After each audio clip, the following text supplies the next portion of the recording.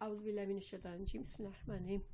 بابو افشاء السلام من الاسلام۔ باب، تو باب جو ہے یہاں پر بابن نہیں ہے، ٹھیک ہے، بابو ہے۔ تو جب یہ ہے تو اس کا مطلب ہے کہ یہ افشائی سے مضاف ہو رہا ہے۔ مضاف کا کسی کو مطلب آتا ہے تو ٹھیک ہے، ورنہ کوئی بات نہیں۔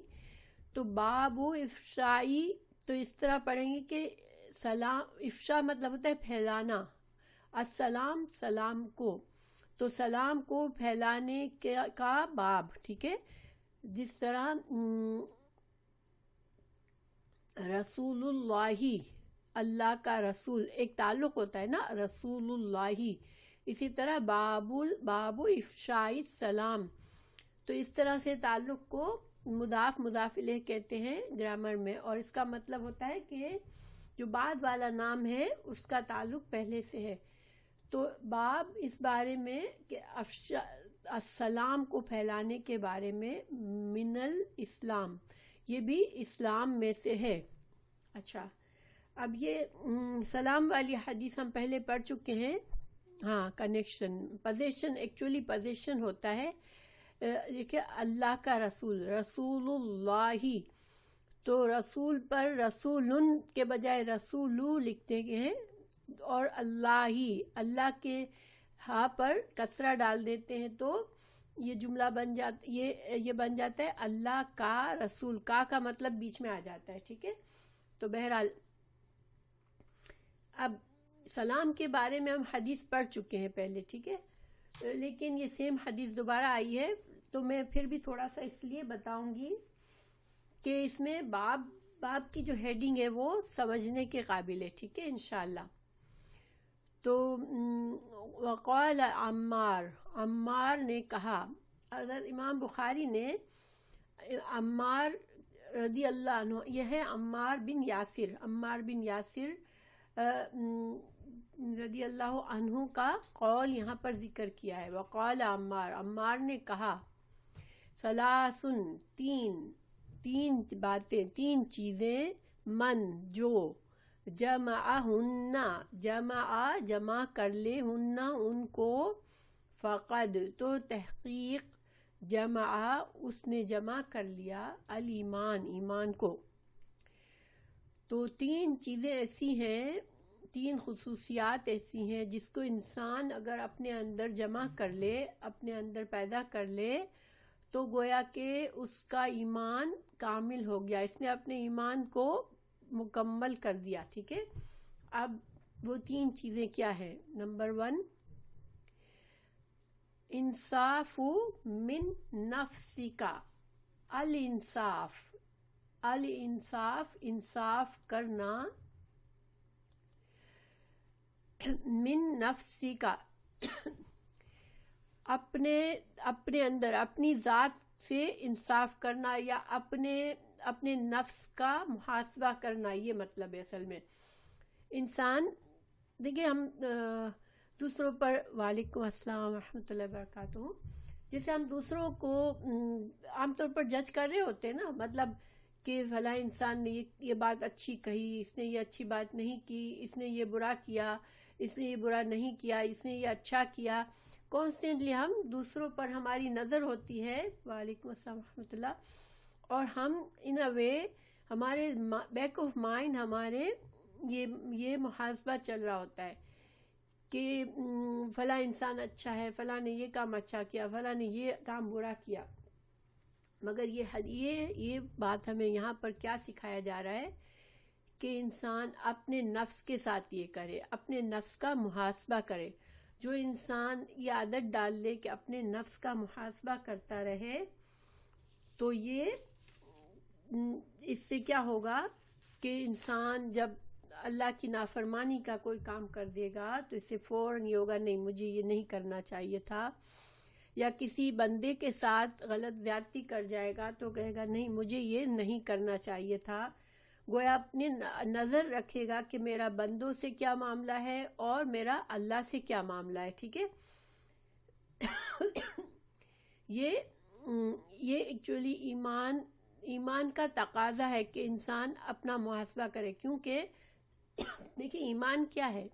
ایمان یہ ہے کہ اللہ نے ہمیں پیدا کیا ہے، وہ ہمیں دیکھ رہا ہے، اور ہمیں ایک دن اللہ کے سامنے جانا ہے، اللہ کے سامنے جانا ہے، اور اللہ تعالیٰ ہمیں اس دن ہم سے پوچھے گا کہ ہم نے کیا کیا دنیا میں آ کر. تو گویا کہ یہ ایمان ہے کہ اللہ ایک دن ہمارے سارے اعمال کو دیکھے گا، اور اچھے اور برے کے ساتھ اعمال کے مطابق ہم سے معاملہ کیا جائے گا. تو جو انسان اللہ کے سامنے اس بات کا اس کو احساس ہوگا کہ ہاں میرے سارے اعمال یہ نہیں ہے کہ جو میرا دل آیا کروں، مجھے کوئی پوچھنے والا نہیں ہے، میرا ہر عمل دیکھا جا رہا ہے اور ہر عمل کا مجھے حساب دینا ہے. تو اگر انسان اللہ کے سامنے جانے سے پہلے اپنی عادت بنا لے کہ اپنے آپ کو چیک کرتا رہے روزانہ، ہر عمل پر اسے احساس ہو کہ میں نے یہ کیا، میں نے کیا صحیح کیا یا نہیں. یا رات کو سونے سے پہلے انسان کوئی ایسا بڑا کام یا بڑی زیادتی تو مجھ سے نہیں ہو گئی آج کے دن میں، کسی کے ساتھ میں نے کوئی ایسا برا معاملہ تو نہیں کر دیا، یہ دیکھ کر سوچ کر اور اس کے لحاظ سے سوچے، اور پھر اپنے آپ کا جو بھی ایکشن لینے کا ہے، جو غلطی ہوئی اس کو صحیح کرنے کا ہے وہ کر لے. اس کو محاسبہ کہتے ہیں. تو یہاں پر عمار بن یاسر فرما رہے ہیں کہ اگر انسان یہ صلاحیت پیدا کر دے تو یہ انسان کے ایمان کے بڑھانے کا ذریعہ ہے. پھر دوسری کیا چیز ہے؟ وَبَذْلُ السَّلَامِ لِلْعَالَمِ. بذل کہتا ہے پھیلا دینا، عام کر دینا. السلام جو ہے یہاں سلام کے ہی معنی میں ہے، لیکن براڈر معنی، زیادہ معنی، یعنی سلامتی کے معنی میں سمجھ لیں اس کو، کہ سلامتی کو عام کرنا للعالمین، تمام جہانوں والوں پر، تمام جہان والوں پر. تو اللہ سبحانہ تعالیٰ نے مسلمانوں کو کیا سکھایا ہے؟ جب ہم کسی مسلمان سے ملتے ہیں تو اس کو سلام کرتے ہیں، وعلیکم السلام ورحمۃ اللہ سبق. تو سلام کا اندر میننگ کیا ہوتا ہے کہ تمہاری جان، تمہاری مال، تمہاری عزت مجھ سے سلامت ہے. ٹھیک ہے، اللہ کی رحمت کے لیے دعا کرتے ہیں، اور ساتھ ساتھ ہماری انٹینشن بتاتے ہیں کہ ہم سے تم سلامتی میں ہو، ہم سے تمہیں کوئی نقصان نہیں پہنچے گا. تو یہ صرف مسلمانوں کے لیے تو ہمیں ایک اصطلاحی لفظ دیا ہے کہ دعا کرو السلام علیکم، وعلیکم السلام، لیکن عام یہاں پر للعالمین، عالم تمام لوگوں پر، تمام انسانیت پر تم سلامتی کو عام پھیلا دو. تمہاری ذات سے کسی کو کوئی نقصان نہ پہنچے، تمہاری ذات سے ہر انسان کے جان و مال، عزت آبرو محفوظ رہے.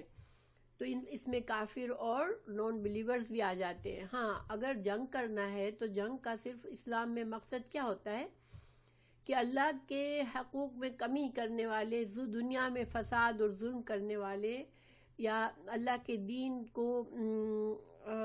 دین کی اصلاح کرنا ہے، دین کو قائم کرنا ہے، دین کو سربلند کرنا ہے، تو جنگ ہوتی ہے. لیکن اسلام سلامتی کا دین ہے، اور وہ تمام انسانوں کے لیے سلامتی چاہتا ہے. ٹھیک ہے، اب امیجن کریں کہ جس انسان میں یہ عادت ہوگی کہ میں ہر طرف سلامتی کو پھیلاؤں، تو وہ کیوں کرے گا ایسا؟ کیونکہ ہمیشہ سلامتی کا پیغام دینا بہت مشکل ہوتا ہے. لوگوں کے ساتھ انسان کے معاملات ہوتے ہیں، آپس میں دل آزاری ہوتی ہے، کچھ دکھ ہوتا ہے، کچھ دل میں بری فیلنگز ہوتی ہے. کچھ لوگوں کو ہم بلا وجہ کوئی بغیر ریزن کے زیادہ پسند کرتے ہیں، کچھ لوگوں کو بغیر ریزن کے بہت زیادہ نہیں پسند کرتے. تو یہ اسلام اگر ہمارے دل میں محاسبہ کرنے کی عادت ہے، ہم اللہ پر یقین رکھتے ہیں کہ اللہ سبحانہ تعالیٰ السلام ہے اور اللہ تعالیٰ سلامتی پھیلانے کو پسند کرتا ہے، تو پھر یہ احساس انسان کے لیے آسان کر دے گا کہ ہم سب کے ساتھ، ایک مسلمان جو ہوتا ہے وہ سلامتی کو عام کرتا ہے اور مسلمانوں میں سلام کو پھیلاتا ہے. تو نیچرلی اگر ہم سوچیں کتنی بڑی بات ہے نا یہ، اگر یہ دو باتیں ابھی ہم نے دیکھی، وہ صرف ایک چھوٹی چھوٹی سی بات ہے، لیکن اس میں میننگ ایک سمندر کی طرح بھرے ہوئے ہیں کہ انسان اگر ہر لیول پر اپنا محاسبہ کرے، انسان ہر لیول پر دوسروں کے حقوق کا دھیان رکھے، کسی کو اپنی ذات سے تکلیف نہ دے، تو یہ کتنی بڑی بڑی چیزیں آ جاتی ہیں اس میں، ٹھیک ہے، تمام معاملات آ جاتے ہیں ہمارے لوگوں کے ساتھ، ہمارے بندوں کے ساتھ، اللہ کے ساتھ، تمام اس میں ہر چیز آ جاتی ہے۔ پھر تیسری چیز کیا ہے؟ وَبَذْلُ السَّلَامِ لِلْعَالَمِينَ، اور نہیں سوری، وَالْإِنفَاقُ مِنَ الْإِقْتَارِ، اور انفاق کرنا تنگ دستی کے باوجود۔ اب دیکھیں تنگ دستی کے باوجود انفاق کا کیا مطلب ہے؟ انسان اگر تنگ دست ہے، گویا وہ بیرلی اپنی ضروریات کو پوری کر رہا ہے، ٹھیک ہے، تو ایسے حالات تو جیسے دیکھا جائے کہ بیئر منیمم انسان لائف پہ ہے، اس وقت بھی انسان کو دوسروں کی ضرورتوں کا احساس ہو، اور جو بھی اللہ اسے توفیق دے اس کی کوشش کرنی چاہیے کہ وہ دوسروں کو اس اپنے جو بھی نعمت اس کو اللہ سے ملی ہے اس سے دوسروں کو فائدہ پہنچائے، ٹھیک ہے۔ تو اگر ایک انسان اس طرح سے سوچنے والا ہوگا تو نیچرلی اس کے پاس جب زیادہ اللہ کی نعمتیں ہوگی تو وہ زیادہ لوگوں کی مدد کرے گا۔ مگر جو بیئر منیمم جس کے پاس ہے، اس کے بھی دل میں یہ جذبہ اگر ہو کہ میرے آس پاس کوئی مجھ سے زیادہ ضرورت مند تو نہیں ہے جس کو میری مدد کی ضرورت ہے، تو وہ اس کی مدد کرے، تو گویا انسان اگر اس طرح سوچنے والا ہوگا تو ایسا انسان دوسروں کو کبھی تکلیف نہیں دے گا، اور وہ ہمیشہ دوسروں کو اس کے حق سے زیادہ دینے والا ہوگا۔ تو یہ تین خوبیاں ایسی ہیں کہ ایک کامل انسان کی کو ریفلیکشن ہے، ایک کامل ایمان والا انسان جو ہر وقت اللہ کا احساس ہے اس کو کہ اللہ مجھے دیکھ رہا ہے، اور میری کوئی چیز ضائع نہیں ہوگی، میری کوئی محنت ضائع نہیں ہوگی، میری ہر محنت کا مجھے اچھا اجر دے گا اللہ۔ تو پھر اس کا ایمان آپ امیجن کریں کہ کتنا ہائی ایمان ہوگا اس کا۔ تو اب یہ جو ہے ویسے تو قول صحابی رسول صلی اللہ علیہ وسلم کا ہے، ٹھیک ہے، عمار بن یاسر کا، لیکن عمار بن یاسر بہت ہی بڑے صحابہ میں ان کا نام آتا تھا، اور بہت ارلی مسلمانوں میں سے تھے، اور انہوں نے اسلام کے لیے قربانیاں دینے والوں میں سے تھے۔ ان کے والدین سب سے پہلے شہید تھے، اسلام کی وجہ سے سب سے پہلے شہید کیے گئے مکہ میں۔ ان کے والدین کو جب یہ چھوٹے تھے، ان کے سامنے ہی، چونکہ یہ بہت غریب فیملی تھی، تو ان کے والدین کو ان کے سامنے ہی ٹارچر کر کے شہید کر دیا گیا، کہ ان پر پریشر ڈالا کہ تم اسلام سے پھر جاؤ، مگر وہ نہیں پھرے تھے اور ان کو مار دیا گیا تھا۔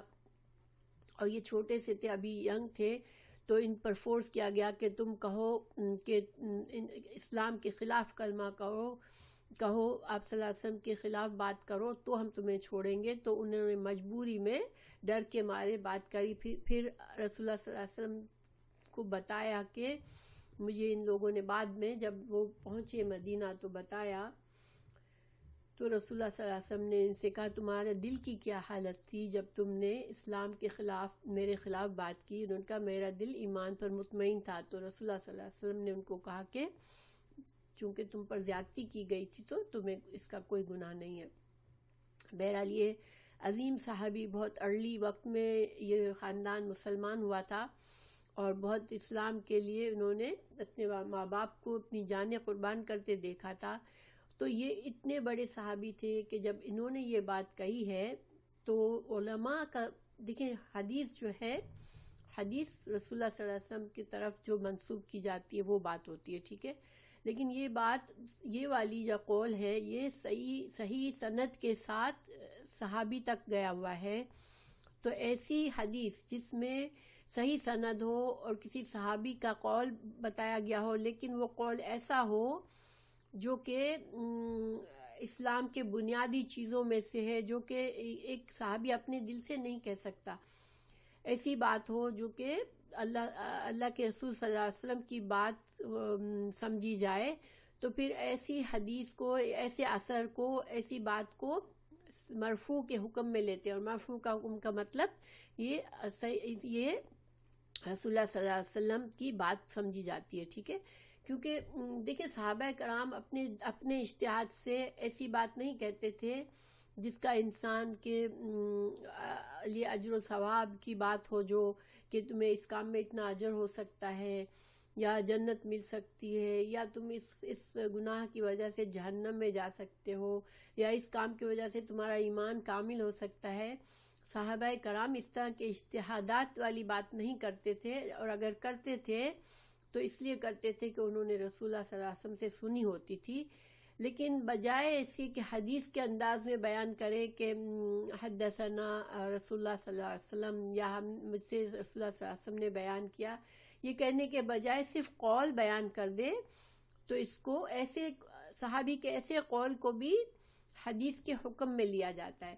آئی ہوپ کہ آپ لوگوں کو یہ انفارمیشن سمجھ میں آئی ہو. ضروری نہ بھی سمجھ میں آئی ہو تو کوئی بات نہیں، میں ایکسٹرا آپ کو ایک نقطہ بتا رہی ہوں جو کہ اصول الحدیث کا نقطہ ہے، کہ صحابی کا قول بھی جب اس طرح کا ہو جو کہ آپ صلی اللہ علیہ وسلم، یعنی کہ کوئی غیب کی بات ہے یا کوئی ایسا اجر اور ثواب کی بات ہے جو کہ رسول اللہ صلی اللہ علیہ وسلم ہی بتا سکتے تھے، صحابی اپنے اجتہاد سے نہیں کہہ سکتا تھا، اور وہ قول صحیح سند سے ثابت ہو جائے تو اس کو مرفوع حدیث یعنی کہ آپ صلی اللہ علیہ وسلم کی حدیث سمجھا جاتا ہے. ٹھیک ہے، تو یہ یہاں پر یہ جو بات ہے بہت اہم بات ہے، اس میں بہت کچھ سیکھنے کو ملا ہے ہمیں ان باتوں میں.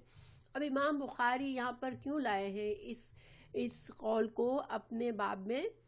یہ صرف باب کی ہیڈنگ ہے ابھی. ٹھیک ہے، کیونکہ امام بخاری نیچے جو حدیث لائے ہیں جو پہلے بھی آ چکی تھی، تطعم الطعام وتقرأ السلام على ما عرفت ومن لم يعرف.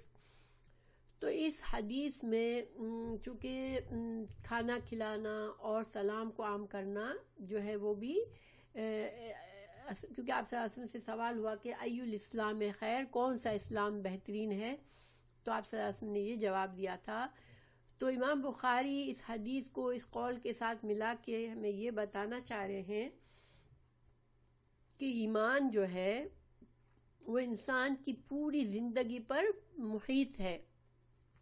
کوئی مسلمان یہ کہے میں مسلمان ہوں، لیکن پھر نہ وہ کبھی اپنے نفس کا محاسبہ نہیں کرتا، یا کبھی وہ سلامتی، اس کی ذات سلامتی نہیں ہے، اس کی ذات سے لوگوں کو دکھ پہنچتا ہے، یا وہ کبھی اپنی ضرورت کے آگے کسی کی ضرورت کو دھیان نہیں دیتا، تو وہ اس کا ایمان کامل نہیں ہے. ان باتوں کا ایمان پر اثر پڑتا ہے، یعنی ایمان میں یہ ساری چیزیں شامل ہے، یہ ثابت کرنا چاہ رہے ہیں. ٹھیک ہے، تو یہ الحمدللہ حدیث پڑھ چکے ہیں ہم، ترجمہ پڑھ دیتی ہوں میں. ایک آدمی نے رسول اللہ صلی اللہ علیہ وسلم سے پوچھا کون سا اسلام بہتر ہے. آپ صلی اللہ علیہ وسلم نے فرمایا کہ تو کھانا کھلائے اور ہر شخص کو سلام کرے، خواہ اس کو تو جانتا ہو یا نہ جانتا ہو. تو یہ حدیث نمبر 12 تھی جو ہم نے پڑھی تھی. ٹھیک ہے، انشاءاللہ تو ہمارا یہ والی حدیث آئی ہوپ کہ مکمل ہو گئی اور آپ لوگوں کو بات سمجھ میں آئی. اب ہم اگلی حدیث پر جاتے ہیں. باب کفران العشیر. باب، یہاں بھی باب پر تنوین نہیں ہے. ٹھیک ہے، تنوین نہیں ہے، اس کا کیا مطلب ہے کہ یہ پورا ایک فریز ہے، ایک سینٹنس تو یہ نہیں بنتا، لیکن یہ جیسے ایک لفظ کی طرح استعمال ہوگا، جیسے کہ کفران کہتے ہیں ناشکری. ٹھیک ہے، کفران ناشکری، بہت زیادہ ناشکری، یہ مبالغہ ہے اس میں. کفران فعلان کے وزن پہ ہے، مبالغہ ہے اس میں. العشیر، عشیر کہتے ہیں شوہر کو، معاشرت سے ہے، کیونکہ عورت اور مرد ساتھ زندگی گزارتے ہیں اور شوہر اس کے ذمہ دار ہوتا ہے، اس کے اخراجات کا، اس کو زندگی گزارنے کے سامان مہیا کرنے کا انچارج ہوتا ہے، اس لیے اس کو عشیر کہتے ہیں. تو کفران العشیر، ناشکری شوہر کی. تو باب کفران العشیر کا مطلب کیا ہوا؟ یہ مضاف اور مضاف الیہ ہے. بابو جو ہے مضاف ہے اور کفران العشیر مضاف الیہ ہے. تو کفران العشیر شوہر کی نافرمانی کے بارے میں باب. ٹھیک ہے. وَکُفْرِ دُونَ کفرن اور کفر کرنا دونا تھوڑے کم درجے کا کفر، یعنی کفر جو اصل کفر ہے، جو اللہ سے کفر کرنا، اللہ کی ذات کا انکار کرنا، رسولوں کا انکار کرنا، جس کفر کی وجہ سے انسان ہمیشہ کے لیے جہنم میں جائے گا، اس سے کم درجے کا کفر. ٹھیک ہے، سمجھ میں آیا؟ تو کفر، اب ہمیں لفظ کفر کا مطلب سمجھنا پڑے گا. یہاں پر لفظ کفر جو ہے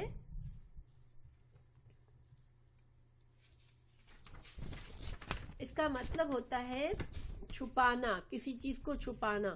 جیسے جو کھیتی کیا کہتے ہیں، کسان کو کافر کہتے ہیں. کیوں؟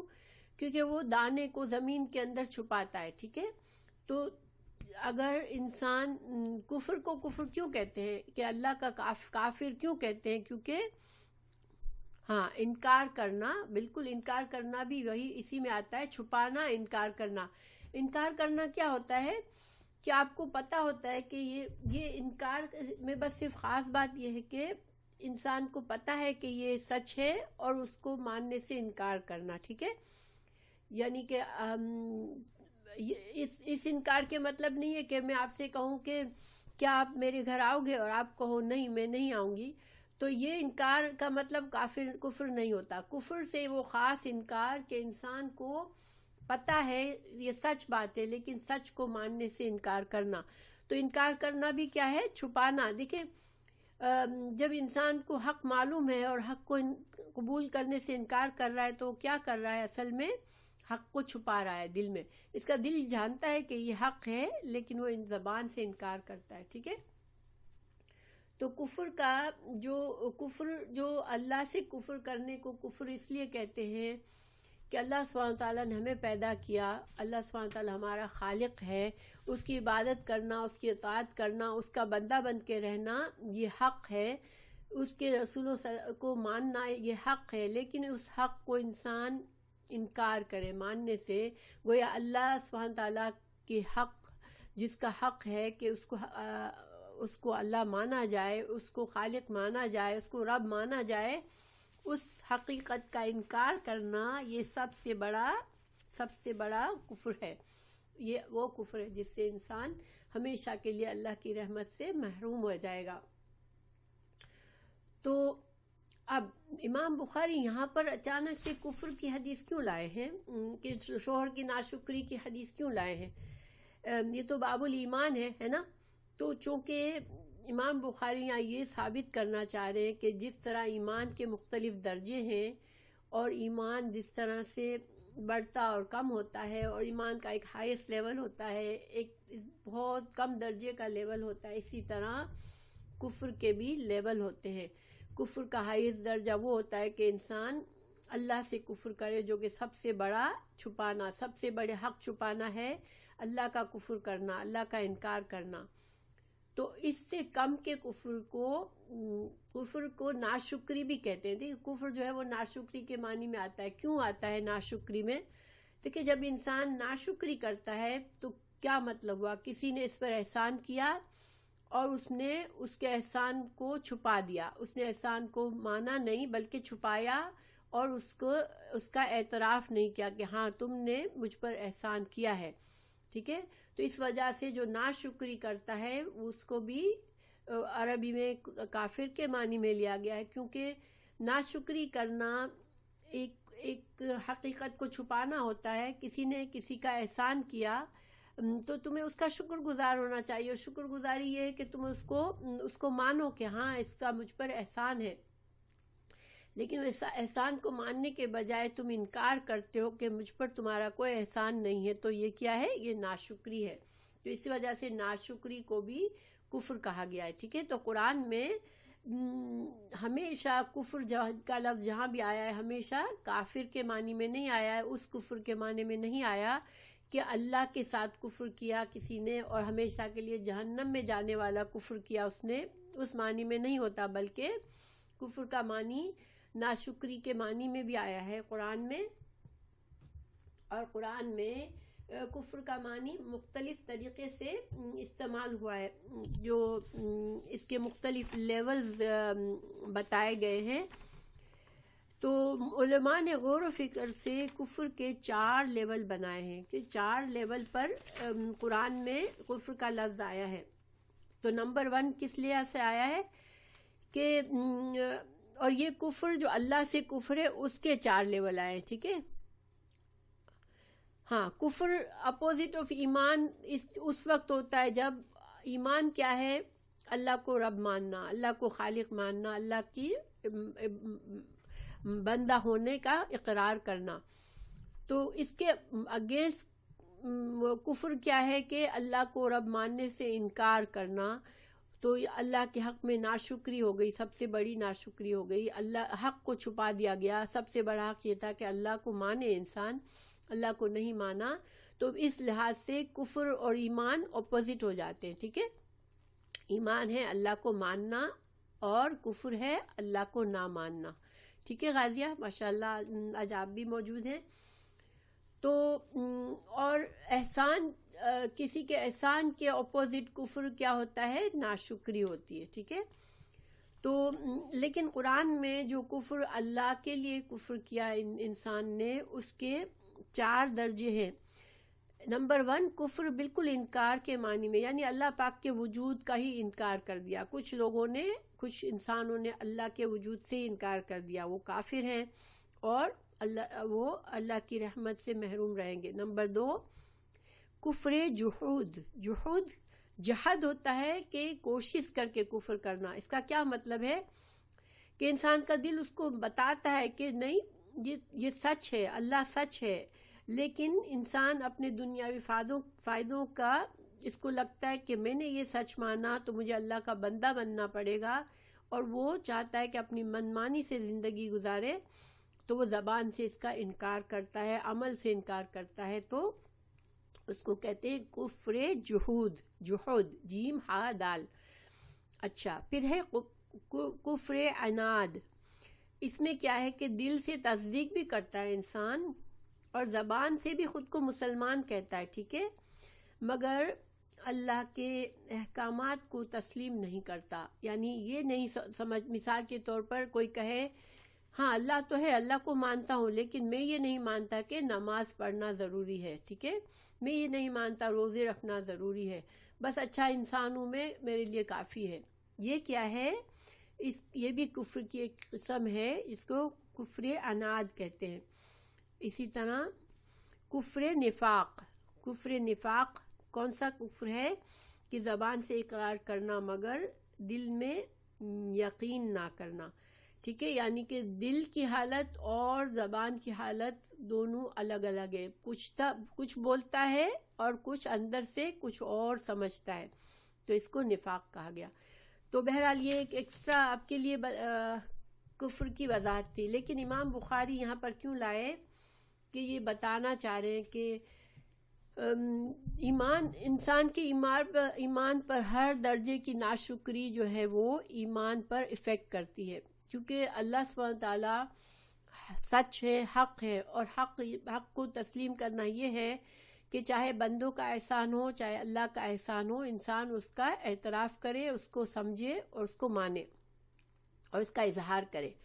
تو اب یہاں پر شوہر کی ناشکری کی مثال دی ہے کہ جب عورت جو ہے وہ اگر شوہر کی ناشکری کرتی ہے تو یہ بھی ایک طرح کے چھوٹے لیول کا کفر ہے، جو کہ اگر اس کی زیادتی جو ہے وہ اس کو نقصان پہنچا سکتی ہے، اس کو جہنم میں لے جا سکتی ہے۔ اب دیکھیں یہ ہم حدیث پڑھتے ہیں، اور یہ حدیث جو ہے یہاں پر امام بخاری ہمیں یہ بتا رہے ہیں فیہ عن ابی سعید عن النبی صلی اللہ علیہ وسلم، کہ یہ جو حدیث نیچے بیان کر رہے ہیں اس میں جو ٹکڑا موجود ہے حدیث کا، یہ حدیث دوسری جگہ بھی دوسرے موقع پر بھی رسول اللہ صلی اللہ علیہ وسلم نے بیان فرمائی تھی، جو کہ حضرت ابو سعید خدری نے روایت کی ہے، اور امام بخاری نے اس کو کتاب الحیض میں ذکر کیا ہے. میں اس کو بھی پڑھوں گی انشاءاللہ بعد میں.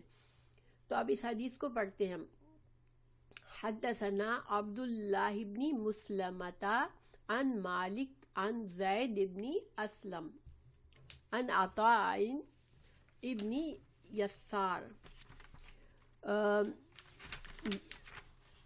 عن ابن عباس قال.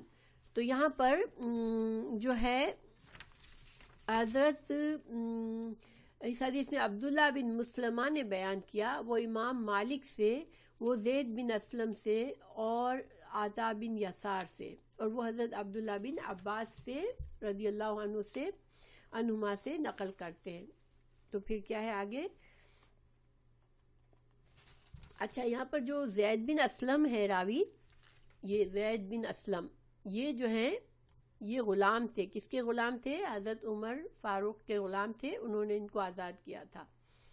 اور عطا بن یسار جو ہیں یہ بھی غلام تھے، اور یہ کس کے غلام تھے؟ حضرت ام المومنین میمونہ رضی اللہ عنہا، آپ صلی اللہ علیہ وسلم کی زوجہ میمونہ رضی اللہ عنہا کے غلام تھے. تو دیکھیں غور طلب بات یہ ہے کہ دونوں عالم بنے، ٹھیک ہے، یہ محدثین ہے، یہ بہت بڑے تابعین ہیں.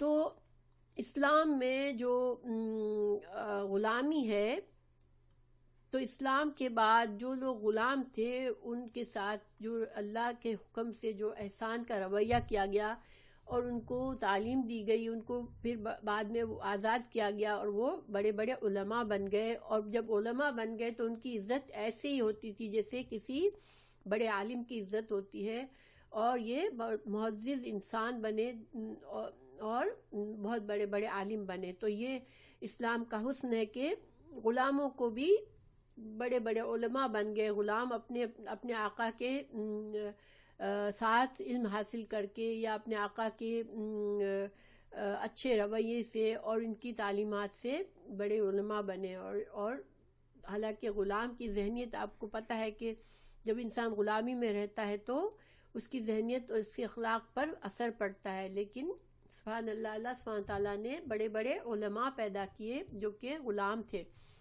پھر ابن عباس، انہوں نے ابن عباس سے فرمایا. ابن عباس رضی اللہ عنہ کون تھے؟ رسول اللہ صلی اللہ علیہ وسلم کے چچا زاد بھائی تھے، حالانکہ عمر میں بہت چھوٹے تھے آپ صلی اللہ علیہ وسلم سے. حضرت عباس کے بیٹے تھے. قال النبی صلی اللہ علیہ وسلم، نبی صلی اللہ علیہ وسلم نے فرمایا، اوری تو مجھے دکھایا گیا. یہاں پر حمزہ پر زبر ہے، واللہ عالم، مجھے لگتا ہے اوری تو ہونا چاہیے، کیونکہ یہ وہ ہے پیسیو ہے. پیسیو جو فعل مضارع پیسیو ہوتا ہے تو اس کے فرض اس پر دمہ ہوتا ہے. مجھے دکھایا گیا، ٹھیک ہے، لیکن بہرحال جو بھی ہے یہاں پر انہوں نے اری تو لکھا ہے. ان نارا، میں نے جہنم کو دیکھا، فَإِذَا، تو جب، اکثر اہلہا، اس کی رہنے والے، وہ اکثر جہنم میں رہنے والے، النساء، عورتیں تھیں، یکفرنا، جو کفر کرتی تھیں. قیلا، کہا گیا، ایکفرنا باللہ، کیا یہ اللہ کا کفر کرتی تھی؟ اور پوچھا گیا آپ صلی اللہ علیہ وسلم سے کہ کیا یہ اللہ کا کفر کرتی تھی؟ اچھا، ماشاء اللہ قاضیہ، دس از گڈ، الحمدللہ. میں نہ شیور نہیں تھی، میں نے کہا میں کسی پر اعتراض کروں، اس لیے میں نے آپ کو بس اپنی رائے بتا دی تھی، لیکن الحمدللہ کنفرم ہو گیا. Very good. ایکفرنا، کیا وہ اللہ سے کفر کرتی ہیں؟ قالا، آپ صلی اللہ علیہ وسلم نے فرمایا، یکفرن العشیر، وہ اپنے شوہروں کے ساتھ ناشکری کرتی ہیں. وَيَكْفُرْنَ، اور وہ ناشکری کرتی ہے، الاحسان، احسان کے بدلے میں وہ ناشکری کرتی ہیں. لو، اگر، احسنتا، اگر تم اس کے ساتھ اچھا کرو، اچھا رویہ کرو، الی احداہن، کسی ایک سے، یعنی کسی ایک تمہاری کسی ایک بیوی سے تم بہت اچھا رویہ کرو الدہر زمانوں تک، یعنی کہ سالہ سال تک تم اس کے ساتھ اچھا رویہ کرو، اور احسان کا رویہ جو ہوتا ہے وہ بیسٹ رویہ ہوتا ہے، ٹھیک ہے.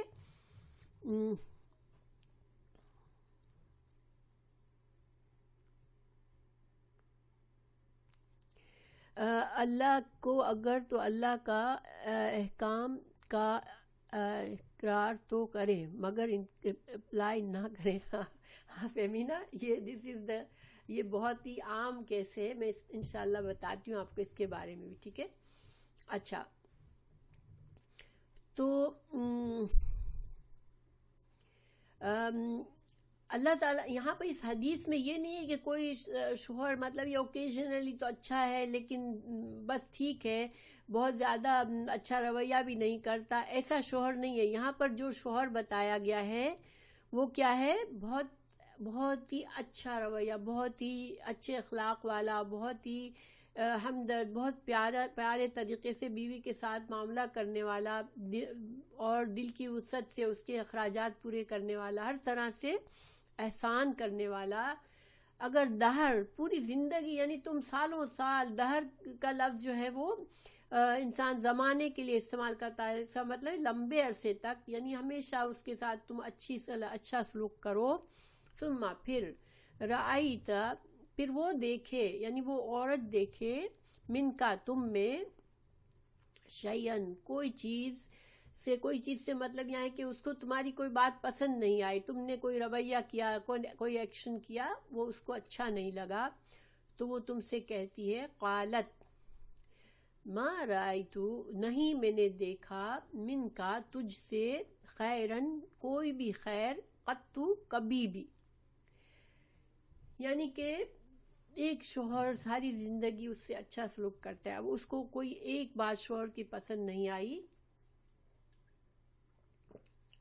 تو وہ کیا کہتی ہے شوہر سے کہ تجھ سے تو مجھے کبھی کوئی خیر ہی نہیں ملی، کوئی اچھائی نہیں ملی، یعنی تو نے مجھے ہمیشہ برا رکھا ہے. تو یہ حدیث بہت ہی ہمارے غور و فکر والی ہے، انشاءاللہ میں اس پہ بات کرتی ہوں، لیکن بس سمجھنا یہ ہے کہ یہ ایک ایکسٹریم رویہ ہمیں بتایا گیا کہ شوہر بہترین ہے، بہت اچھا ہے، لیکن بیوی سخت ناشکری ہے کہ وہ ایک بات بھی اس کے شوہر کی اسے اگر اس کو نہیں پسند آئی تو وہ سارے احسانات پر پانی پھیر دیتی ہے. تو یہ جو ہے یہ خطرناک رویہ ہے عورت کی طرف سے، اور یہ ایسا رویہ ہے کہ جو عورت کو جہنم میں لے جا سکتا ہے، ٹھیک ہے. تو یہ اب ہم اس کے بارے میں مزید کچھ باتیں کرتے ہیں، کچھ سمجھنے کی کوشش کرتے ہیں کہ ہم اس حدیث کو ہم اپنے اوپر کیسے لائیں، ٹھیک ہے، ہم اپنے حالات میں اس کو کیسے سمجھیں.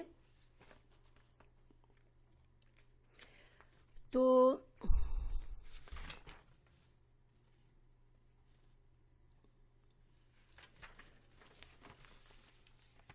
اوکے، سب سے پہلی بات جیسے کہ میں نے کہا کہ یہ حدیث جو ہے وہ ایک ایکسٹریم رویہ بتا رہی ہے، ٹھیک ہے، کہ ایکسٹریملی شوہر اچھا اور بیوی ایکسٹریملی ناشکری.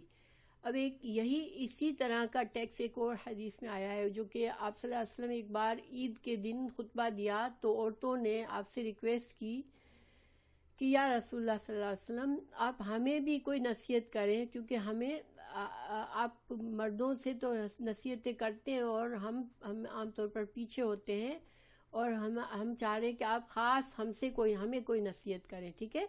تو آپ صلی اللہ علیہ وسلم نے اس موقع پر عورتوں کو یہ نصیحت کی تھی. یہ حدیث امام بخاری لائے ہیں، حدیث نمبر 304 میں ہے، اور یہ ہے کتاب الحیض میں ہے، اور باب ہے باب ترک الحائض الصوم، حائضہ کا روزے چھوڑ دینا جبکہ وہ حیض کی حالت میں ہو. اچھا میں فہمینہ کا سوال کا جواب دے دوں. دیکھیں کفر ہم نے یہ سمجھا کہ انسان اللہ کو مانے مگر کہے کہ نہیں نماز ضروری نہیں ہے، روزہ ضروری نہیں ہے، یعنی اس کا بلیو یہ ہو کہ ایمان تو زبان سے کہنا کافی ہے، دل میں سمجھنا کافی ہے، عمل ضروری نہیں ہے. اور یہ جو تھا، یہ ایک عقیدہ تھا، جہمیہ کا عقیدہ تھا کہ وہ ایمان کو صرف اسی حد تک سمجھتے تھے، اور اس میں اعمال کو ایمان کا اور عمل کا کوئی تعلق وہ نہیں مانتے تھے. تو یہ اس کے بارے میں، اور امام بخاری بھی اسی مقصد سے لائے ہیں. لیکن ہم بہت سے مسلمان آج خود کو مسلمان بھی کہتے ہیں لیکن اعمال میں کوتاہی کرتے ہیں، یہاں تک کہ نماز میں بھی کوتاہی کرتے ہیں. اس کا کیا حکم ہے؟ تو دیکھیں، جو لوگ دل میں مانتے ہیں اللہ کو، اور مانتے بھی ہیں کہ اللہ تعالیٰ نے ہمیں یہ احکامات دیے ہیں، اور یہ بھی مانتے ہیں کہ یہ فرائض ہیں، یہ نوافل ہیں، مگر وہ فرائض میں بھی کوتاہی کرتے ہیں، تو اس کا بھی گناہ ہے اور اس کا بھی جواب دینا پڑے گا.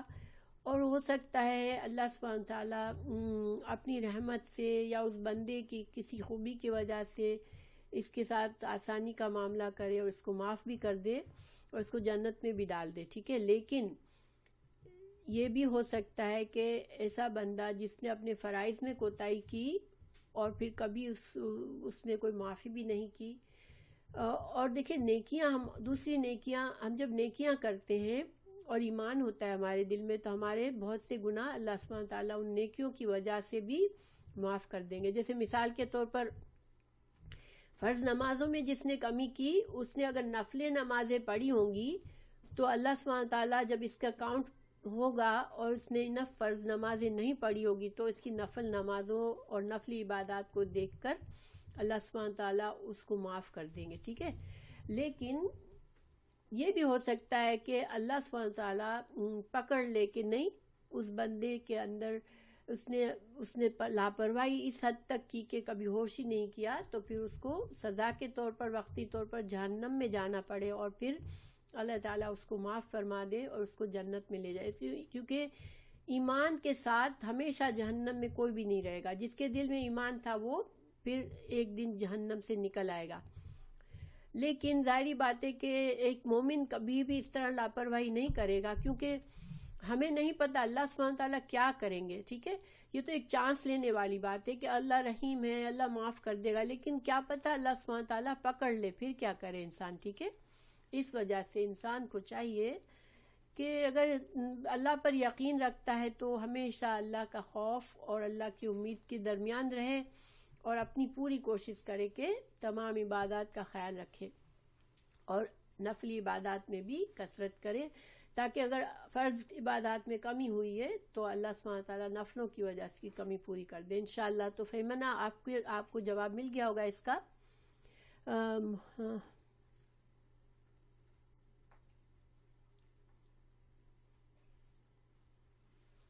نہیں، میں اس کی بات کروں گی ابھی، ٹھیک ہے. کیونکہ اللہ سبحانہ تعالیٰ نے دیکھیں، اللہ سبحانہ تعالیٰ کا کوئی حکم ایسا نہیں ہے کہ کسی کے ساتھ زیادتی ہو، ٹھیک ہے. تو انشاءاللہ بعض اوقات، بعض آیات میں، بعض حدیثوں میں اگر بیوی کو نصیحت کی گئی اچھے سلوک کی، تو بعض میں جو ہے وہ شوہر کو اچھے سلوک کی نصیحت کی گئی.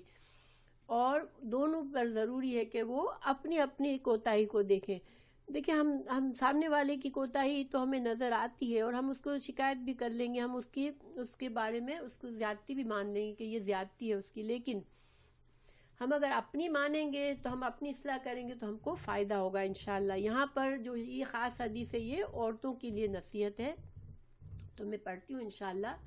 یہ حدیث جو ہے وہ، اس کا بیک گراؤنڈ میں نے آپ کو بتایا کہ یہ عید کے خطبہ کے بعد عورتوں نے جو ہے وہ ریکویسٹ کی کہ ہمیں آپ جو ہے وہ نصیحت فرمائیں. اور یہ حدیث کی اور تفصیل بھی ایک جگہ پر ہے کہ اس حدیث کو سنتے ہی عورتوں نے بہت سا صدقہ کیا تھا. گویا کہ اس حدیث میں عورتوں کو صدقے کی تلقین کی گئی کہ صدقہ عورتیں بھی کریں. اب عورتیں کہیں کہ ہمارے پاس تو پیسے نہیں ہوتے، تو عورتوں کو اپنی زیورات سے بھی صدقہ کرنا چاہیے، تاکہ وہ جو ہے وہ ان کے دلوں سے زیورات کی اور دنیا کی چیزوں کی محبت کم ہو، اور اس صدقے سے اللہ تعالیٰ ان کے گناہوں کو معاف فرما دے، ٹھیک ہے. تو یہ مقاصد تھے، آپ صلی اللہ علیہ وسلم کے مقاصد کیا تھے اس حدیث کو بیان کرنے کے لیے؟ نمبر 1 عورتوں کو صدقے کے لیے تلقین کرنا، نمبر 2 عورتوں کو احساس دلانا کہ ان کے ایمان کا فائدہ ہے اگر وہ شکر گزار بن کے رہیں، اور ان کے ایمان کا نقصان ہے اگر وہ ناشکری کریں گی، ٹھیک ہے؟ تو یہ عورتوں کے لیے نصیحت ہے. لیکن کیا آپ صلی اللہ علیہ وسلم نے کبھی شوہروں کو، مردوں کو نصیحت نہیں کی؟ مردوں کو بہت زیادہ، عورتوں سے کہیں زیادہ قرآن اور حدیث میں نصیحت کی گئی ہے، کیونکہ مرد کو اللہ نے زیادہ ذمہ داری دی ہے، ٹھیک ہے؟ اسی وجہ سے اس کو زیادہ نصیحت کی گئی ہے. مثال کے طور پر آپ صلی اللہ علیہ وسلم جب دنیا سے رخصت ہو رہے تھے اس وقت بھی صحابہ کرام کو یہ نصیحت کی کہ اپنی عورتوں کے ساتھ اچھا سلوک کرو، ٹھیک ہے؟ یعنی کہ تم نے اللہ کے نام پر ان کو اپنے گھر میں تم لائے ہو تو تم ان کے ساتھ اچھا سلوک کرو. تو گویا ہمارا دین بیلنس ہے. ہمارا دین یہ نہیں ہے کہ ایک جنس کو زیادہ ترجیح دے اور ایک جنس کو کم ترجیح دے. ہم سب اللہ کے بندے ہیں، اور اللہ سبحانہ تعالیٰ نے اور پیارے رسول صلی اللہ علیہ وسلم نے اگر ہم کو نصیحت فرمائی ہے تو ہمارے فائدے کے لیے نصیحت فرمائی ہے، ٹھیک ہے؟ کیا خوبیوں پر، ہاں بالکل بالکل، اس میں فائدہ ہمارا ہی ہے. دیکھیں اگر عام معاملات میں بھی اگر دوسروں سے ہم دوسروں کی کمی کوتاہی پر ہی نظر رکھیں گے تو ہمارا نقصان یہ ہوگا کہ ہم اپنی اصلاح نہیں کریں گے. اگر ہم اپنی کمی کوتاہی پر نظر رکھیں گے تو فائدہ یہ ہوگا کہ ہم اپنی اصلاح کریں گے، کیونکہ ہم کو تو ہمارا ہی حساب دینا ہے نا. اور ایک بڑی پیاری حدیث میں نے آج ریفرنس تو نہیں ملا لیکن اس کا ترجمہ یہ ہے کہ انسان دوسروں کے ساتھ اچھا کرتا ہے لیکن دوسرے اس کا شکر گزاری نہیں کرتے، ٹھیک ہے؟ تو اس بندے کا اللہ قدردانی کرتا ہے اس کو میک اپ کرنے کے لیے، ٹھیک ہے؟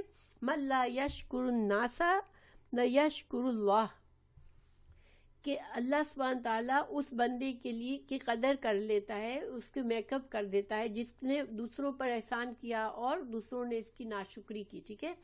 تو اس پر حضرت عبداللہ بن عباس کا ایک قول ہے کہ تمہاری بیویوں کو اگر تم کو ایک اچھائی پیش کرے، تمہاری بیوی اگر تم کو ایک اچھائی پیش کرے تو تم اسے دگنا اچھا کرو، ٹھیک ہے؟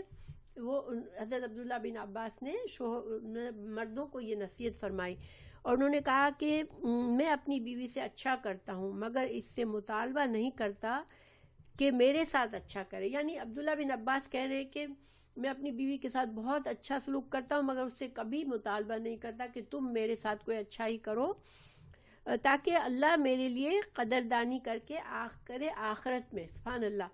یعنی کہ حضرت عبداللہ بن عباس یہ کہہ رہے ہیں کہ میں اللہ سے اچھی امید کرتا ہوں کہ اللہ مجھے اس کا اچھا بدلہ دے، تو میں اپنی بیوی پر کوئی پریشر نہیں ڈالتا کہ وہ مجھ سے اچھا سلوک کرے، لیکن میں اس سے اچھا سلوک کرتا ہوں.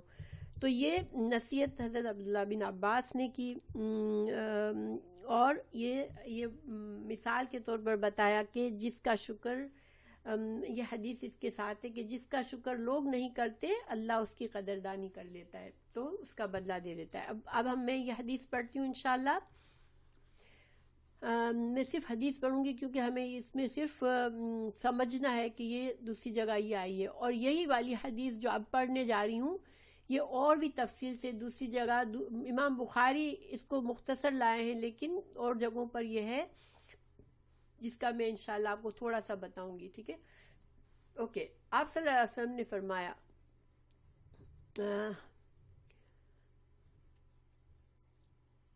حضرت ابو سعید خدری سے ہے کہ آپ صلی اللہ علیہ وسلم نے فرمایا کہ رسول اللہ صلی اللہ علیہ وسلم نے عید الضحیٰ یا عید الفطر میں عید گاہ تشریف لے گئے.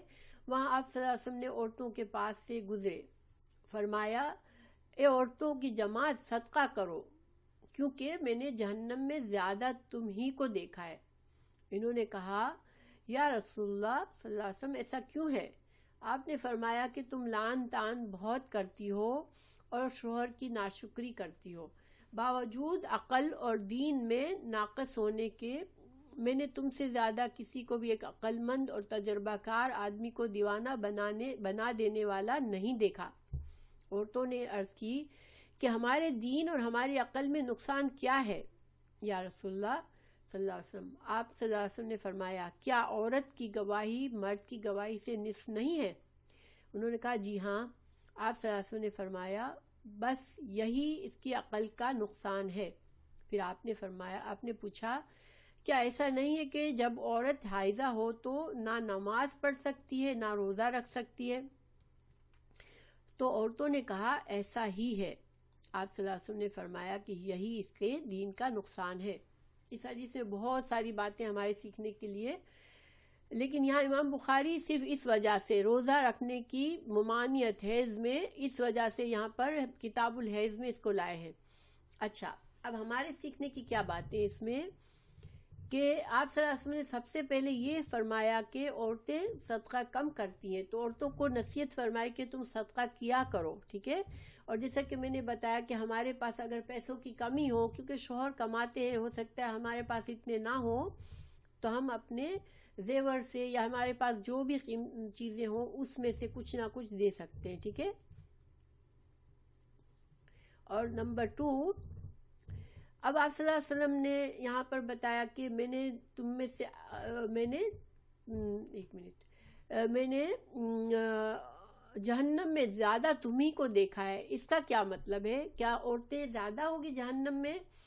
تو اس کا جواب یہ ہے کہ حضرت ابو ہریرہ رضی اللہ عنہ کی ایک حدیث ہے، اس کا بھی ریفرنس مجھے نہیں معلوم، یہ میں نے صرف کسی لیکچر میں سنی تھی تو میں آپ کو بتا رہی ہوں، واللہ عالم. لیکن اللہ سبحانہ تعالیٰ کوئی غلطی ہو تو معاف فرما دے. لیکن دیکھیں بات سمجھنے کے لیے میں بتا رہی ہوں کہ حضرت ابو ہریرہ رضی اللہ عنہ سے یہی سوال کیا گیا کہ کیا عورتیں جہنم میں زیادہ ہوں گی مردوں کے مقابلے میں؟ تو انہوں نے فرمایا تھا کہ عورتیں جو ہیں جنت میں بھی مردوں کے مقابلے میں زیادہ ہوں گی، ٹھیک ہے. یعنی کیا مطلب ہوا کہ عورتوں کی تعداد دنیا میں اگر شروع سے آخر تک دیکھیں تو مردوں کے نسبت زیادہ ہوگی، ٹھیک ہے. اسی وجہ سے جہنم میں بھی عورتیں زیادہ ہوں گی اور جنت میں بھی عورتیں زیادہ ہوں گی. تو اس طرح سے انہوں نے بتایا. دوسری بات کہ یہاں پر ہمیں نصیحت، 2 چیزوں کی نصیحت فرمائی گئی ہے، ٹھیک ہے. اور یہاں پر جو حدیث ہم نے پڑھی اس میں آپ صلی اللہ علیہ وسلم نے یہ نہیں کہا تھا کہ عورتیں زیادہ ہوں گی. آپ نے یہ فرمایا تھا کہ زیادہ تر عورتیں جو جہنم میں ہوگی وہ اپنی ناشکری کی عادت کی وجہ سے اور لعن طعن کی عادت کی وجہ سے ہوں گی. یعنی یہ دو بری عادتیں عورتوں میں ہوتی ہیں جس کی وجہ سے بہت سی عورتیں ان برائیوں کی وجہ سے جہنم میں جائیں گی، ٹھیک ہے.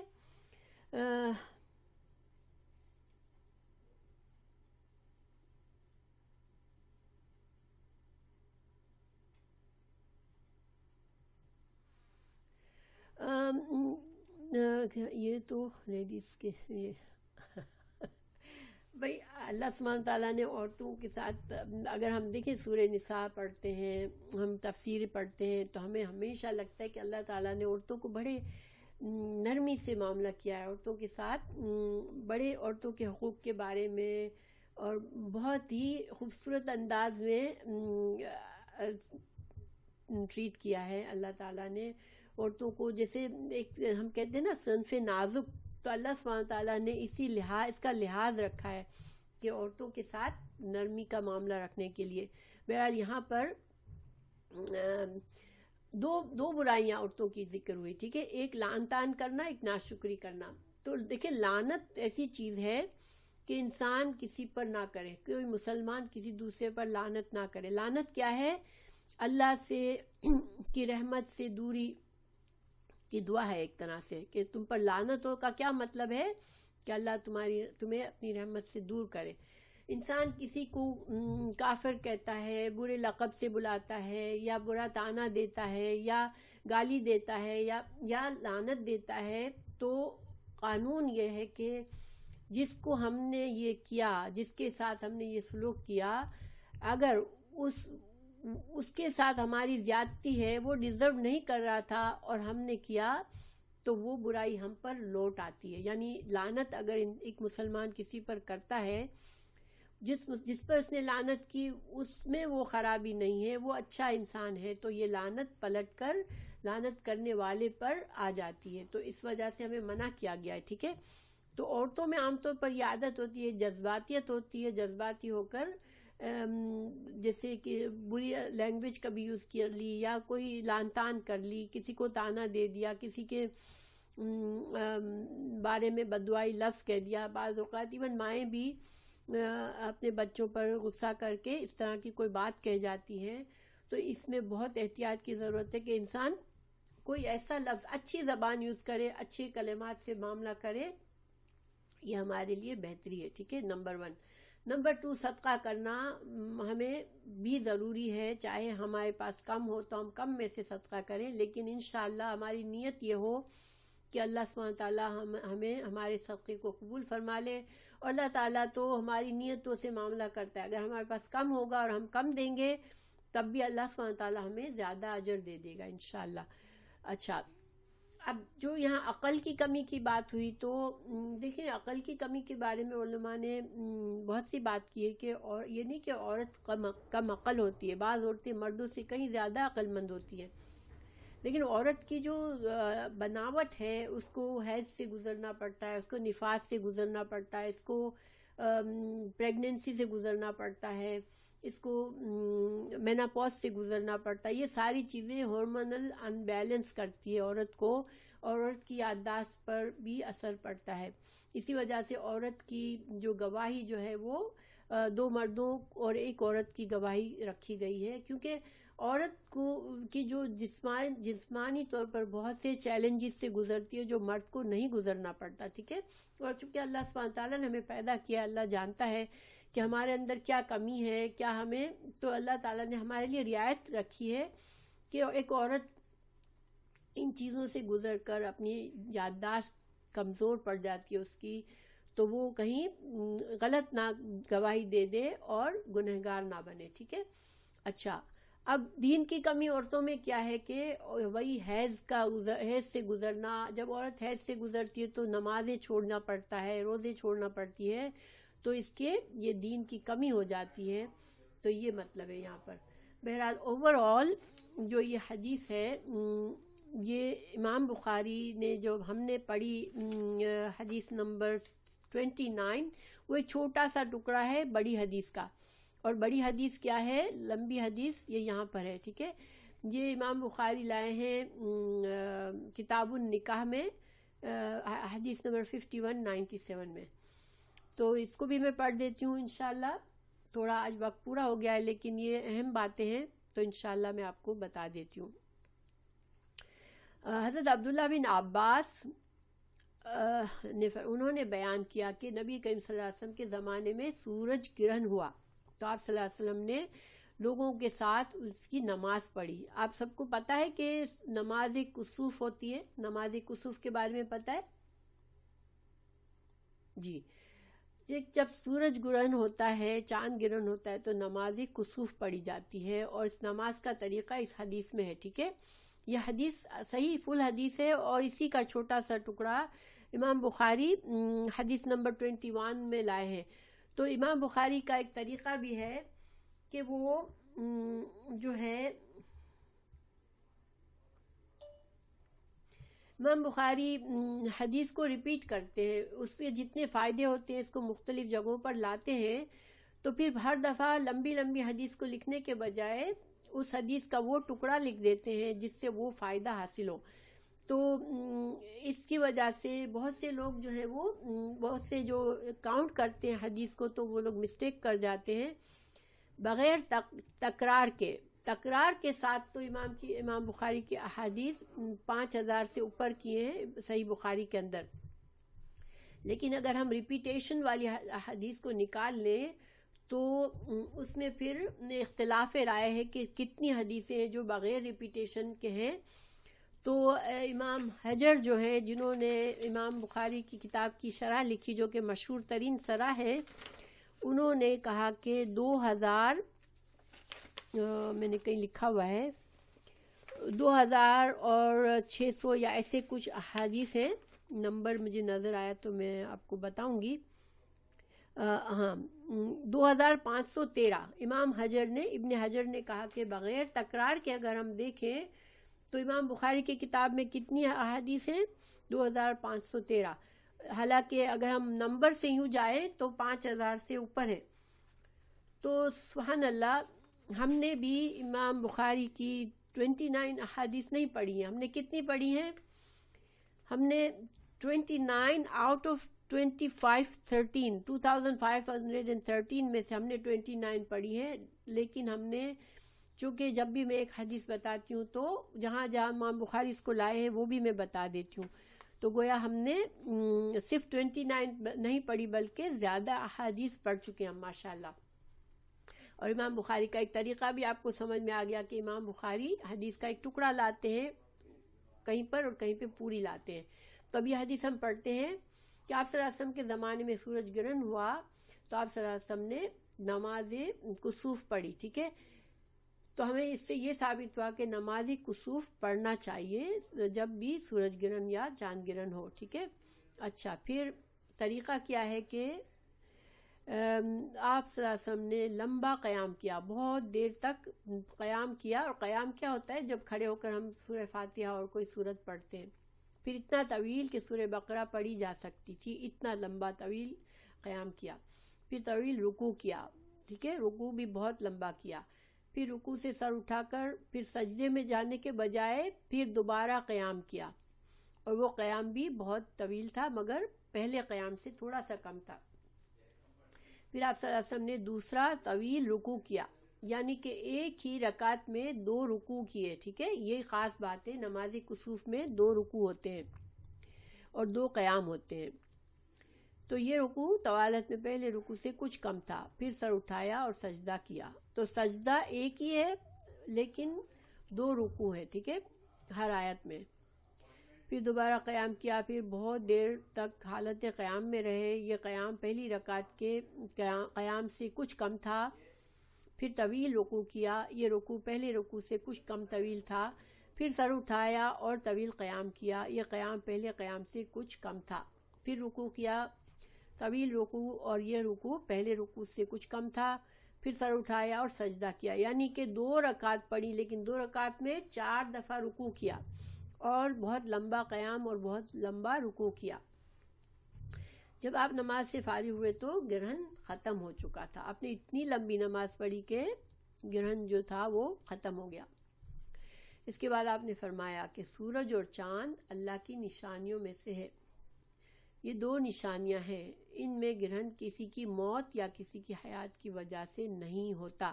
یعنی ان سے بدشگونی نہیں لی جا سکتی، کوئی شگون نہیں لیا جا سکتا. یہ صرف اللہ کی نشانیاں ہیں.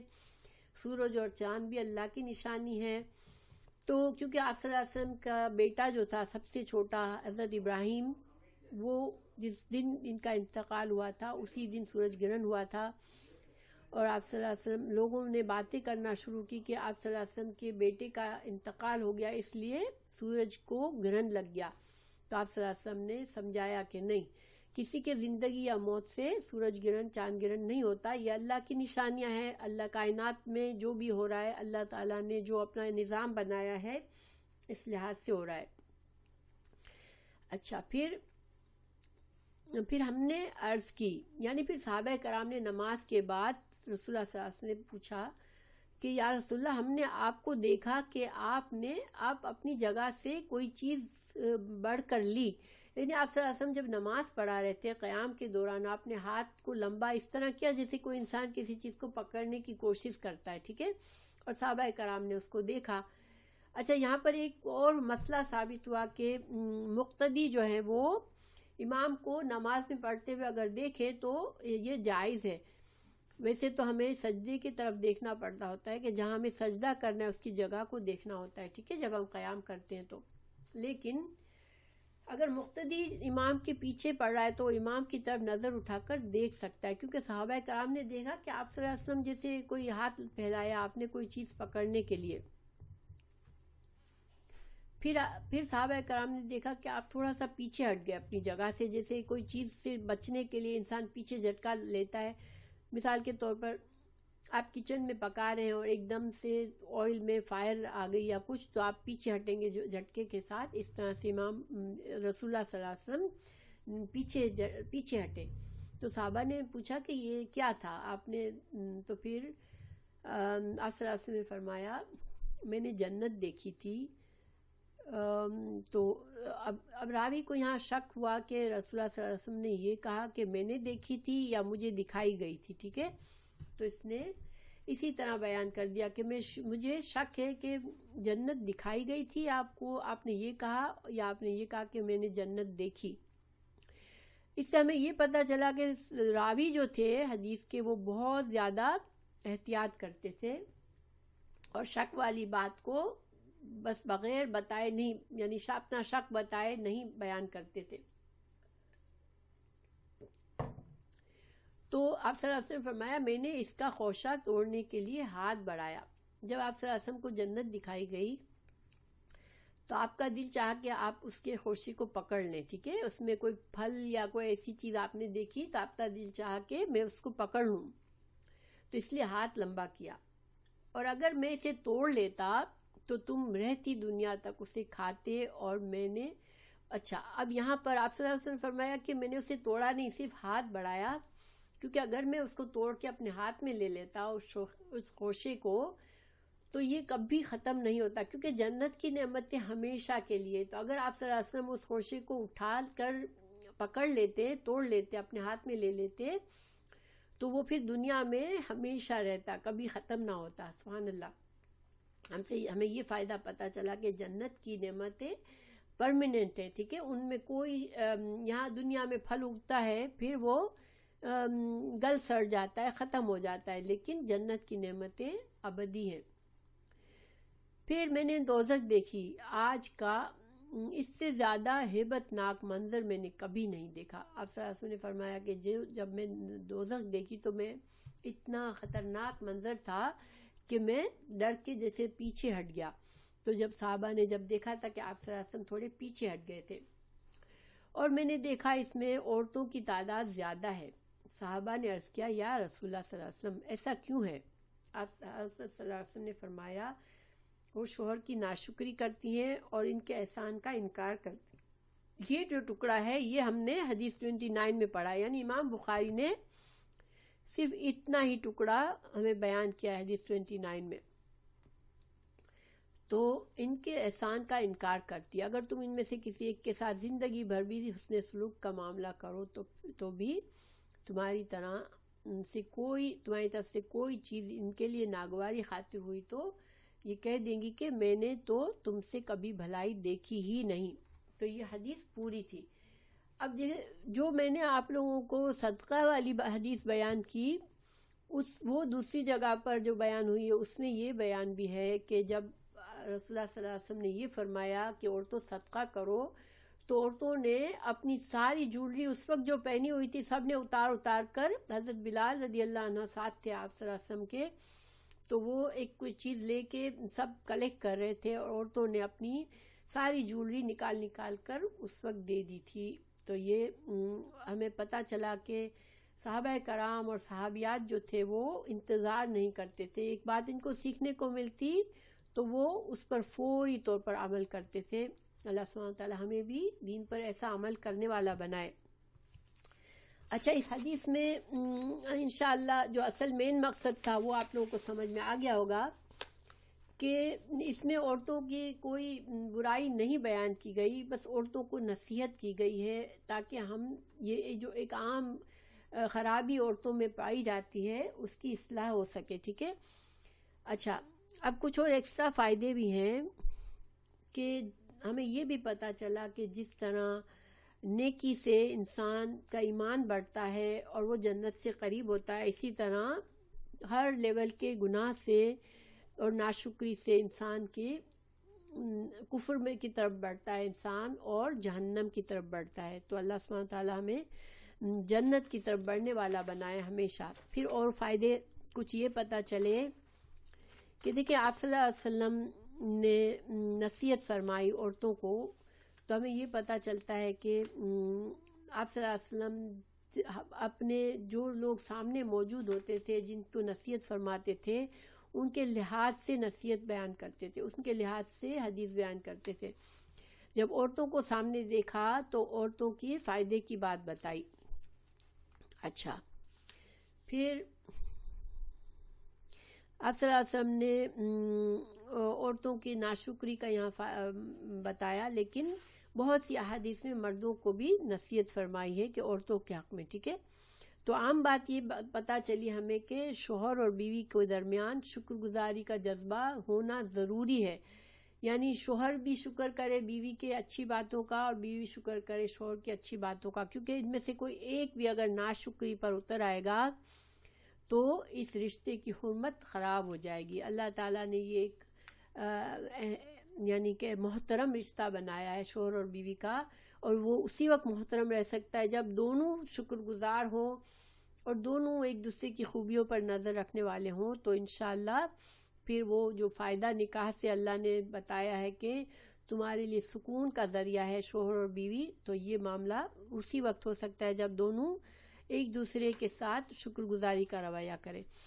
اس حدیث کو امام بخاری حدیث نمبر 431 کتاب الصلاۃ میں لائے ہیں، ٹھیک ہے، اور وہاں پر امام بخاری نے یہ بات ثابت کی ہے کہ چونکہ آپ صلی اللہ علیہ وسلم کو جہنم دکھائی گئی، تو امام بخاری نے یہ بات ثابت کی ہے کہ اگر انسان نماز پڑھتے ہوئے اپنے سامنے کی طرف کوئی ایسی آگ یا کوئی چیز ہو، مثال کے طور پر آپ کے گھر میں فائر پلیس ہے اور اس میں آگ جل رہی ہے اور اس طرف قبلہ پڑتا ہے، تو کیا ہم آگ کی طرف منہ کر کے نماز پڑھ سکتے ہیں؟ کیونکہ بہت سے لوگ آگ کو پوجتے بھی ہیں۔ تو امام بخاری نے یہ ثابت کیا کہ as long as ہماری نیت اللہ کی طرف ہے، ہم اللہ کے لیے نماز پڑھ رہے ہیں، تو سامنے اگر کوئی ایسی چیز پڑی ہے جس کو جو ہے وہ لوگ معبود باطل بناتے ہیں، کوئی ایسی چیز سامنے ہے، آگ یا کوئی ایسی چیز جس کو پوجا جاتا ہے، لیکن ہماری نیت صرف اللہ کے لیے، تو ہم کوئی حرج نہیں ہے، ہم نماز پڑھ سکتے ہیں۔ یہ مسئلہ ثابت کیا امام بخاری نے۔ پھر